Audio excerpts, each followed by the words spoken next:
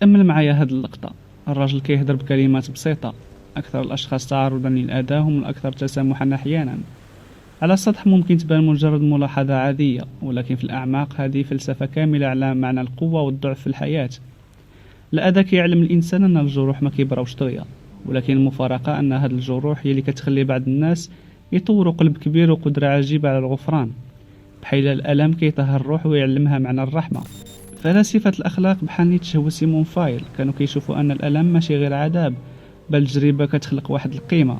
اللي كيعيش الأذى وكيختار يسامح ماشي ضعيف، بالعكس هذا الشخص كيبين أنه أقوى من اللي أذاه، حيث عنده الشجاعة يقطع سلسلة العنف وما يخليش الحقد يسيطر عليه. المشهد هنا كيبين لنا أن التسامح ماشي دليل على الطيبة الساذجة، بل ممكن يكون أعمق أشكال الحكمة، بحال رسالة خفية كتقول اللي ذاق المر وعرف مرارة الحياة هو اللي كيقدر حلاوة الرحمة ويختار يعطيها للآخرين. وفي الأخير هاد العبارة كتطرح علينا السؤال الوجودي كاملين: واش نخليو الأذى يولد فينا الكراهية، ولا نخليوه يعلمنا كيفاش نكونوا بشر أكثر إنسانية؟